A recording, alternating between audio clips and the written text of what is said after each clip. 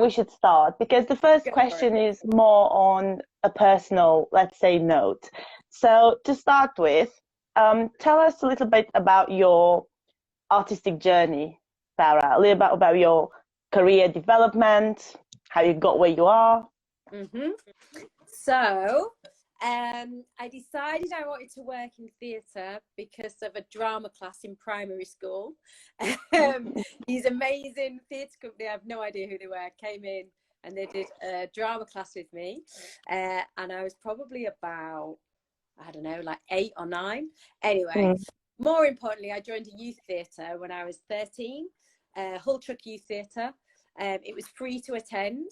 And yeah, I loved theatre. I had a brilliant youth theatre director. He really inspired me. And so from that, I went on to do my GCSEs and my A levels. And then I went to do a degree at Bretton Hall, part of Leeds University. And then after that, I became an actor, and I was an actor for a little while. But I always knew I wanted to be a director, but I didn't know how. And like now, if you want to be a director, there are courses you can do at university and colleges, but I just didn't know how to do that. And so I started by directing youth theatre and community theatre and kind of found my path through that really. Yeah, and eventually I ended up at Dundee Rep in Scotland. And I was associate director there for 3 years. And then I left Dundee Rep and I went all the way down south to the Point in Winchester, just near Winchester. And I was director there and started my own theatre company. And then I went and landed in the middle at Derby. So I've gone the length and breadth to do what I do now. North, south, yeah, and England. Wow, quite a bit of journey you had. So you always knew you had an affinity towards theatre in general. You weren't quite sure because there weren't as many courses as there are now of directing, right? But you knew. Yeah, and I think if young people are watching who want to be a director, like directing there are courses that you can go on now, but it's also still one of those things where you need to just make your own work, just start making your own work as soon as you possibly can and finding your own voice. Like it's something that you need to find your own pathway into, really. Okay, right. So as you've already started to elaborate, if you had to give an advice to someone young, a young person that wants to become a director, what would your top 3 pieces of advice would be, or top 5? Wow. I would say you need to be resilient. Like it's a tough industry, but it's not. Don't let people saying that put you off, because you also need to be optimistic. Like you can do it. You can definitely do it. And the question that you should ask is, why not me? Like, why shouldn't I? You know, like someone's got to do it, so why shouldn't it be you? But then in the same breath, you also need a little bit of humility, and you need to listen and learn. Like I learn every single day from the brilliant people I work with. I just saw a message there on Instagram from JB, a brilliant technician. I learned from the technicians that I work with and the designers and the companies. So I think you need to be open to learning. I think you need to be resilient, and you need to be optimistic and willing to learn. Like just be like a sponge, willing to soak everything up is what I would say. Wow, so resilience, humility, and optimism. Oh, okay. Okay, right. Well, they're not that hard to achieve. Not that hard. For you personally as a director, where does the satisfaction of the job comes from? Well, I guess as a director, your job kind of breaks into different phases, and each phase I really enjoy. So the first phase is like the pre-production phase, when you have the idea, and that's kind of like it's when anything's possible before you look at the budget.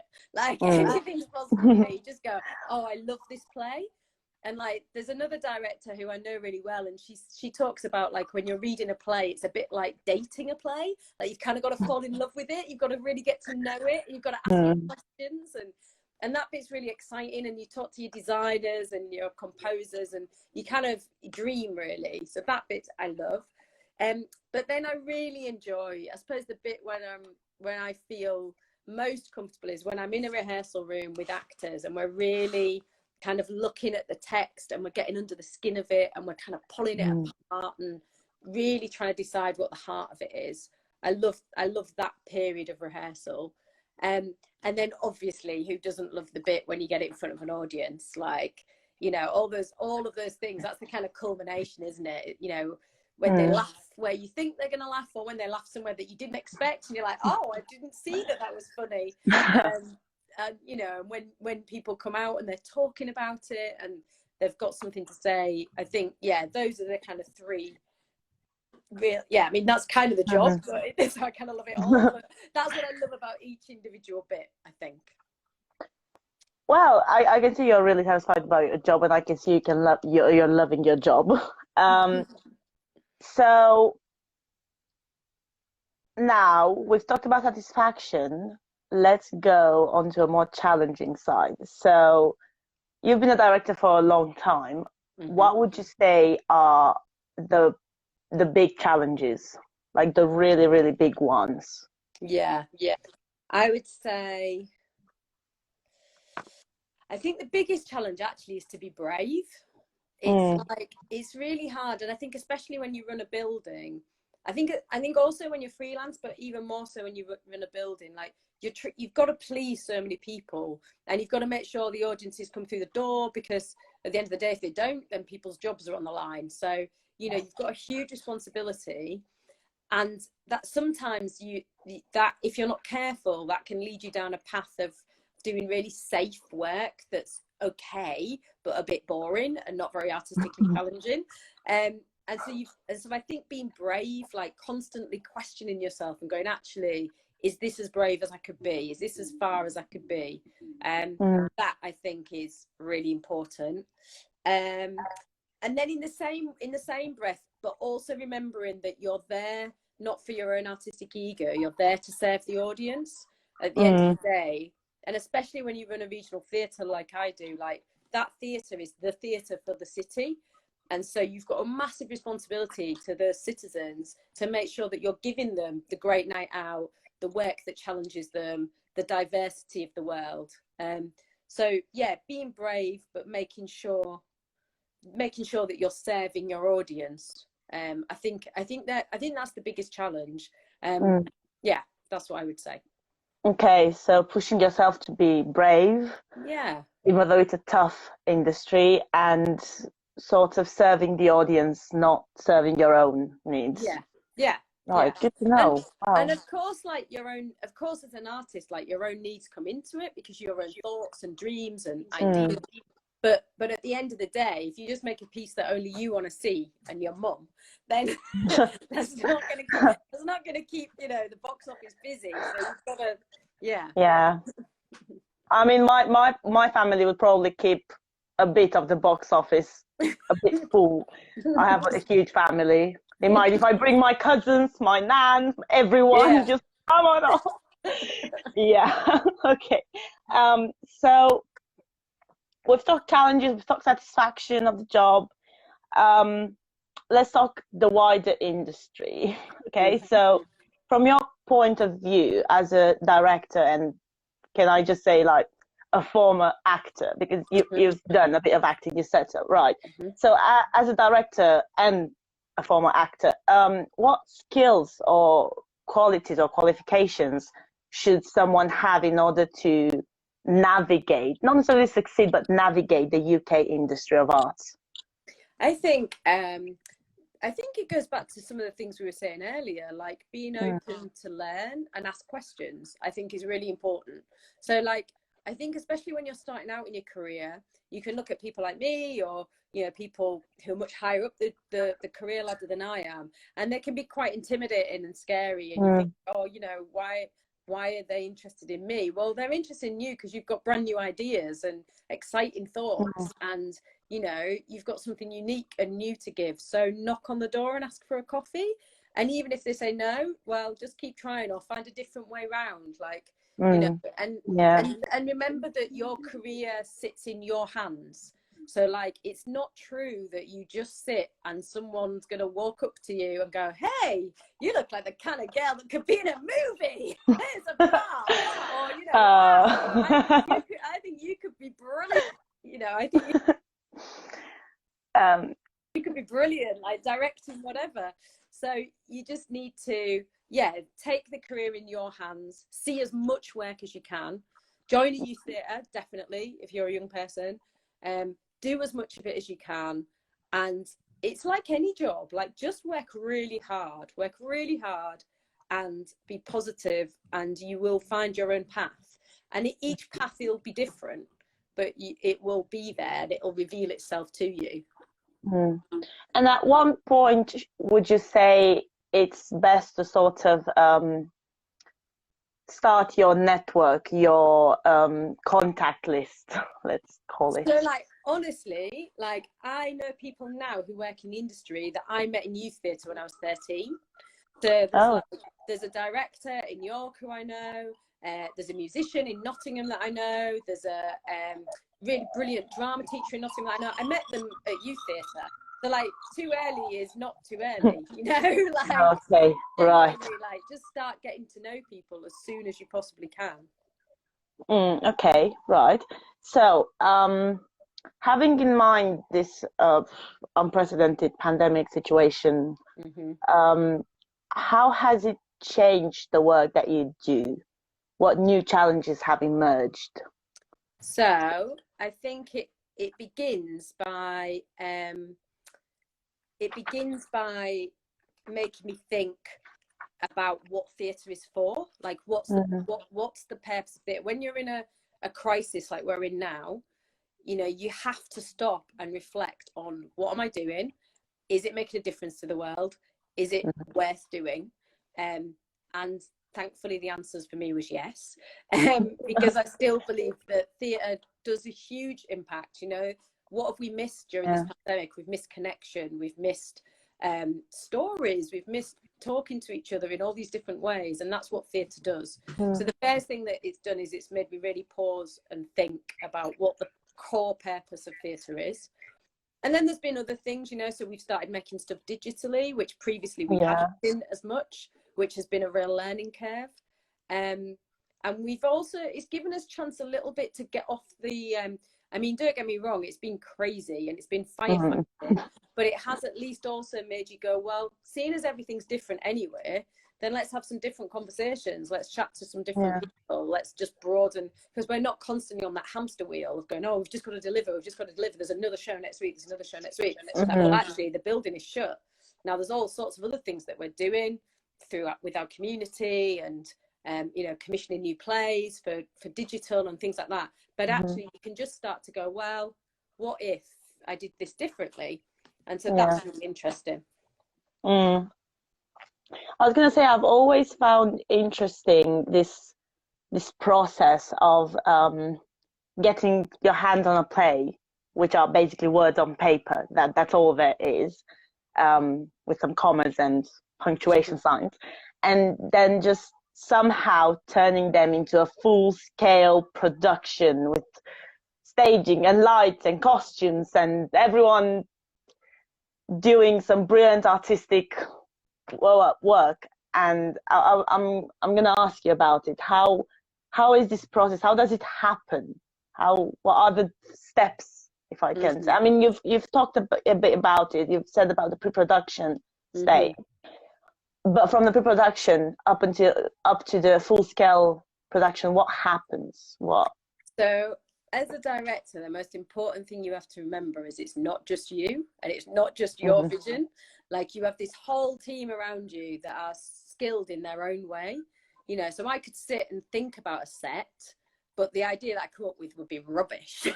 Whereas when I sit and talk to a designer, they go, oh, well, we could do this. And you go, oh, wow, I haven't thought about that. You know, so like, you might have kind of vague ideas and thoughts and whatever, but you can't, you know, that's not what you do. You're the director. So working with the designer and the sound designer and all of that, it begins with a conversation, like genuinely begins with a conversation. So when you read the play, like, what do you hear? You know, like, how do you, the opening play, the opening scene, do you see it on a misty moor with, you know, you know, howls. Do you know what I mean? And then you might say that to the composer, and the composer might be like, well, yeah, you could do that, but you know, that's a bit like what we expect. What if the howls were not wolf howls, but actually, I don't know, howls of children? I don't know what this play's about, but do you know what I mean? Like, so they'll like I was thinking, yeah, it's a dark what is this play about? Is it actually a real play? It's the classic. It's a dark play.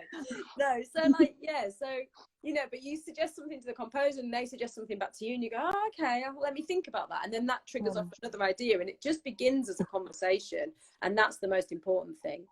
And so once you've got through those ideas, slowly you kind of hone the ideas down to the ones that you all feel connected to. And I think that's the other thing, that to make sure that the sound designer and the set designer and yourself and the costume design, everyone, that you're all talking together. Because if you're all having different conversations, then you're going to come up with 10 different plays. Like, you all need to be in the same room. So you as the director might be facilitating that and bringing those conversations together and driving eventually where you're trying to get to.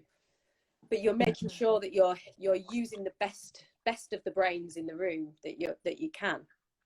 And then once you've honed that down, and you've done your casting, and you've decided the kind of casting that you're looking for, the kind of people that you want to work with in the room, and often, you know, obviously it's about talent, but it's also about like, not to sound like a teacher, but it's about attitude. Like, I've got to be in rehearsal for 5 weeks with someone. I want to really get on with them. Like, I don't want someone who's going to say no to me at every point, you know, or, oh, I don't want to do that, or, oh, I've got my own ideas about this and I'm not willing to have the conversation.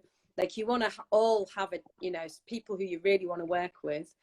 And so then in the rehearsal room, then it's about, again, you go in with your plan and your ideas, but you need to be open and flexible, because those actors have got ideas, and, you know, new things will come about, and so that will develop, and the stage management team will have ideas, and the technicians will have ideas.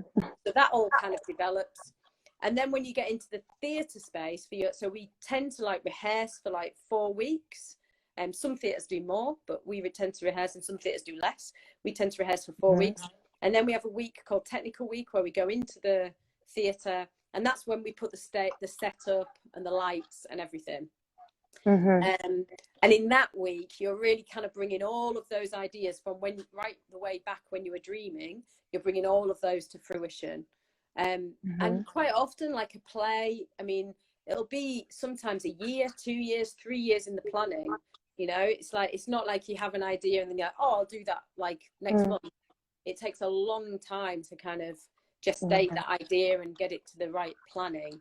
And you can do things quicker, you know, especially when you're working on fringe theatre, like smaller theatre, you can do things much quicker and get things up much quicker. But once you get to kind of scale, there's quite a long kind of planning process that goes into it. Okay, right. So I've learned a lot of information. I've been jogging things down.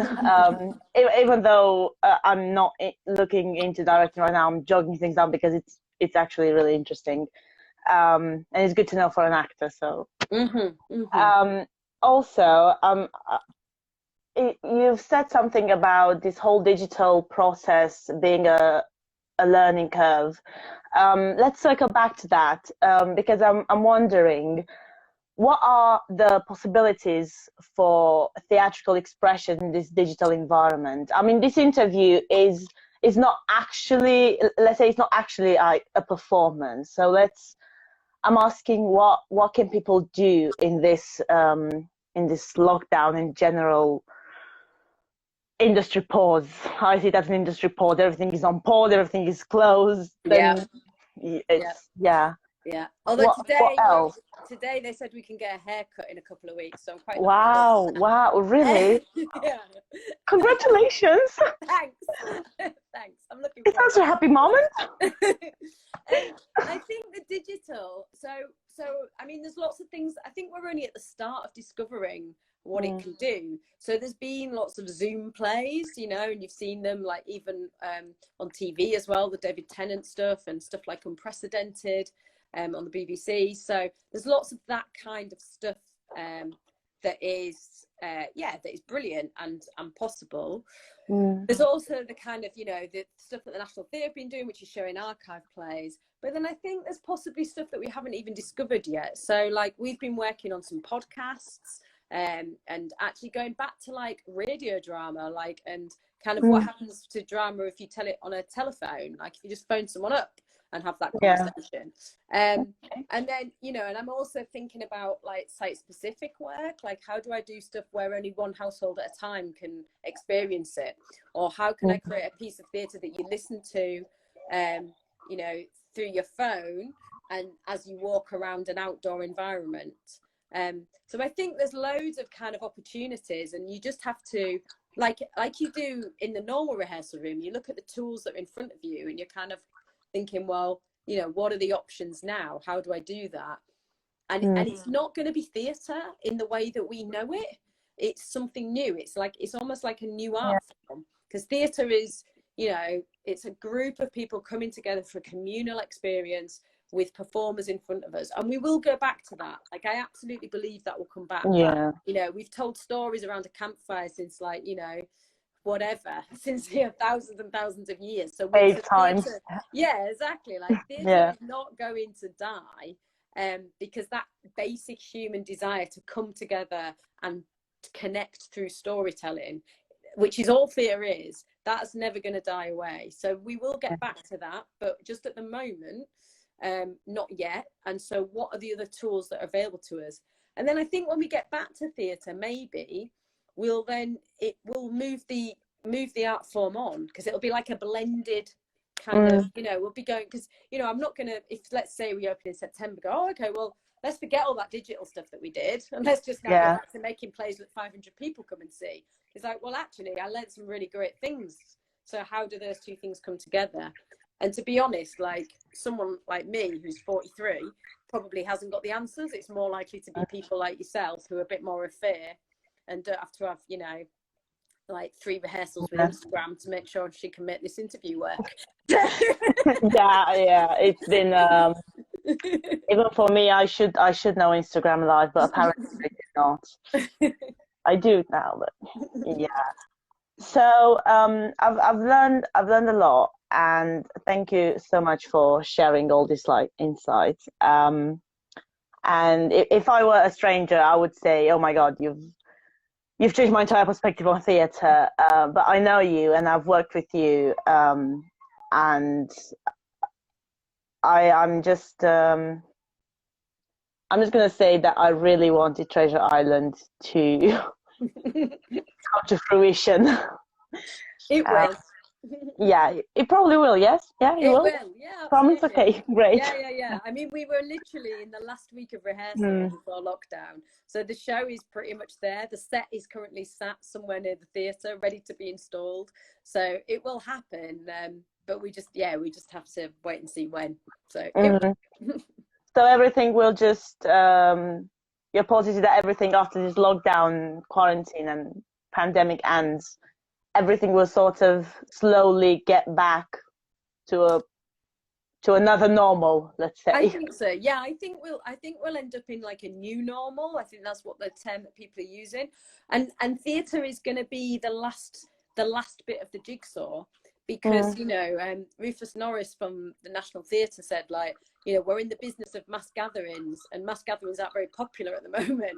So, you know, like, I think that if thousands of people can queue to go into a shop, then I think thousands of people eventually will queue to go into a theatre, because I think, you know, people are missing it. People want to be back in that place of connection. So we will get back to that. It'll just, you know, initially it'll look a little different. But that might be exciting, because it'll give us different, you know, ways to think of things in different ways. But eventually we will get back to where we were, and then some, and plus, hopefully, that we don't just go backwards, that it's something even more. So for director at the moment, what have you been doing lately in this lockdown? What are the options for a director? Not necessarily an art person, but a director.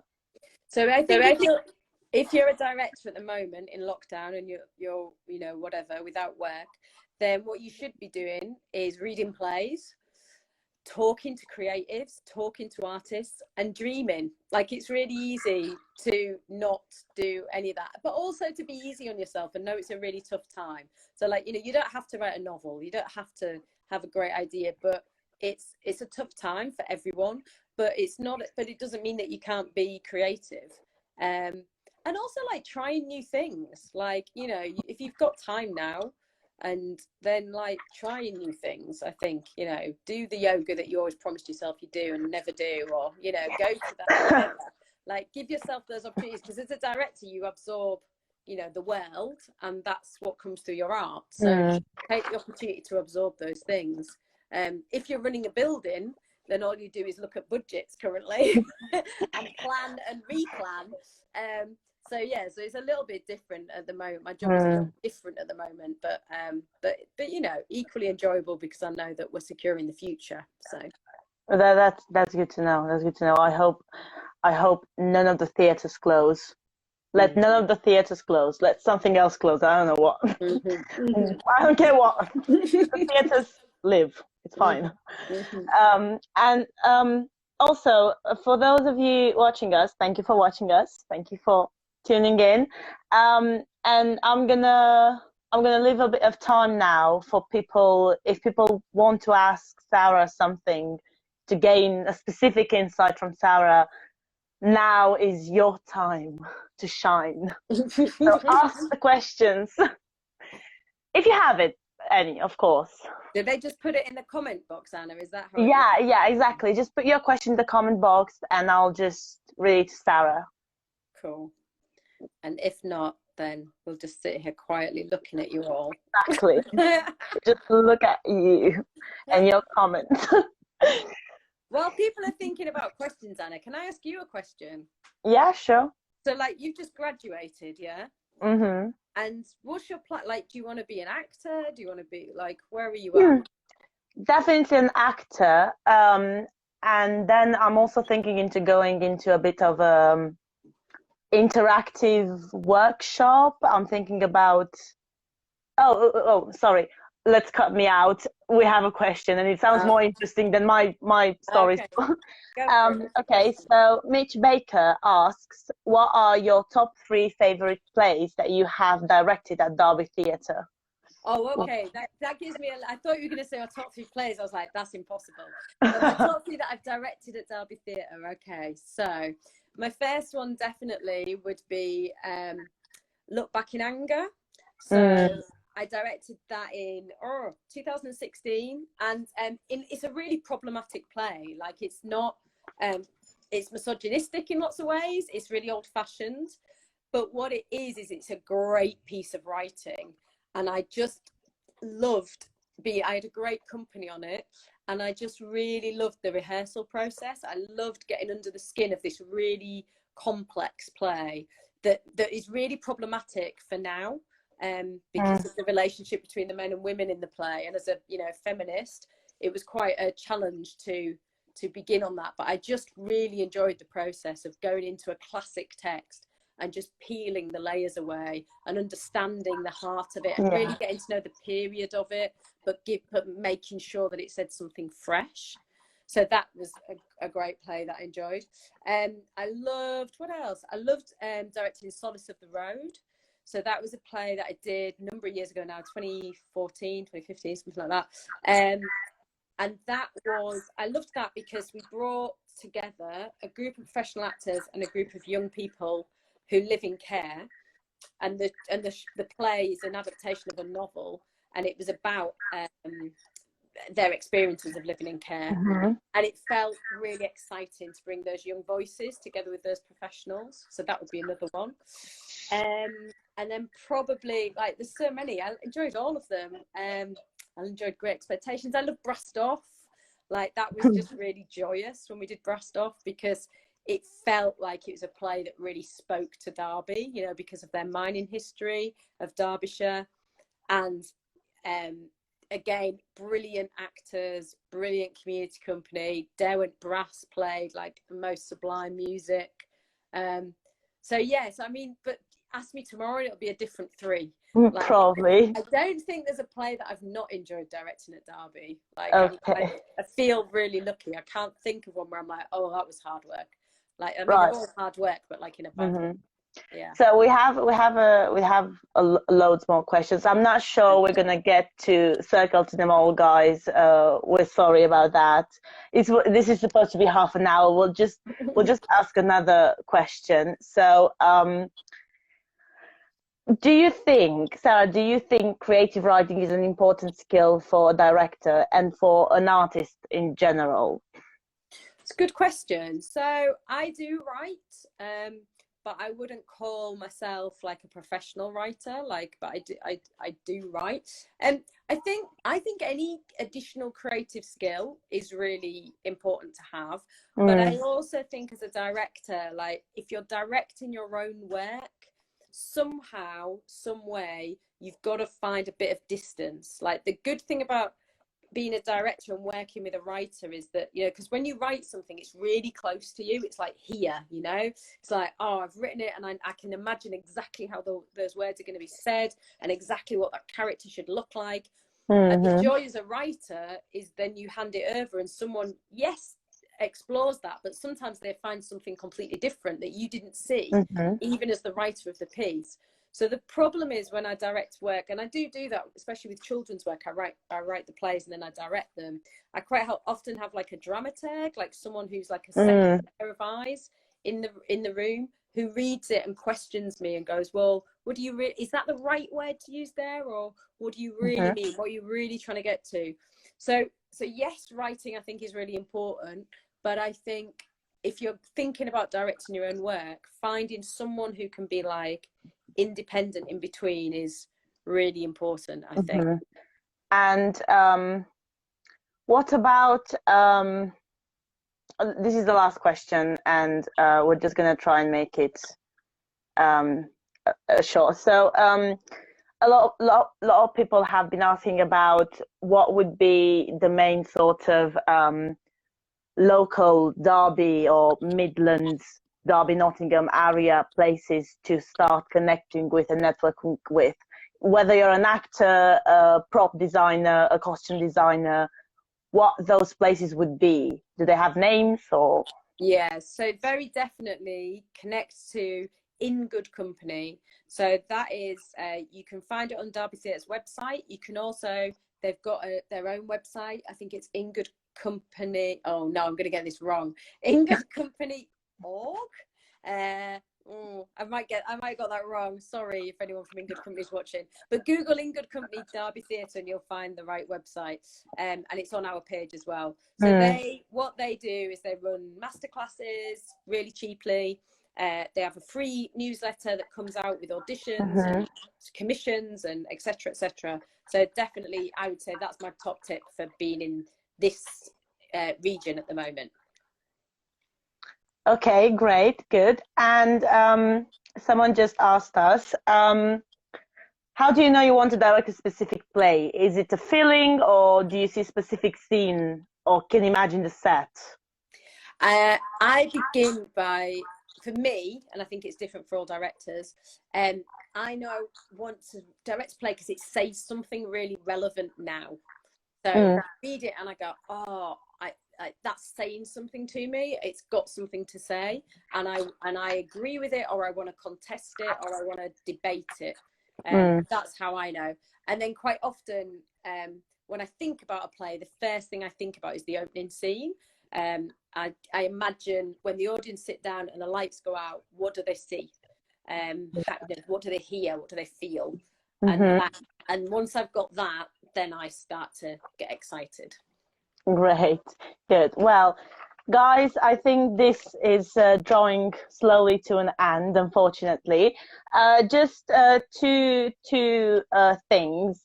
Thank you, Sarah. Thank you a lot for all the insights and the questions that we've asked you. I know some of them were a bit challenging, so thank you for being brave.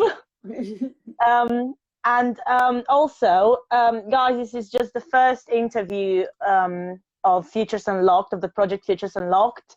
The second one will be on 7th of July at 4:30.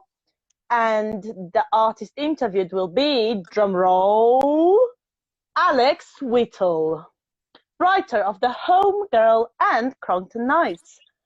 So, and also you can, booking for the Zoom workshop with Sarah on Tuesday, 30th of June will open at 10 a.m. tomorrow. So join in that one as well, because as you can see, Sarah has a lot of insights. And the workshop will just be like exploring what it is to be a director. It's only an hour. Yeah, and so it'll be quite quick and fast and furious, but hopefully it'll be a lot of fun. So yeah, booking opens at 10 a.m. tomorrow on the Derby Theatre website. So yes, book, okay. Otherwise I'll be sat there on my own with nothing to do. I'll probably book a space, Sarah. Okay, right. Well, thank you everyone for watching. It's been a pleasure, and thank you, Sarah. No problem. Thanks, Anna. Bye. Bye, y'all. Bye.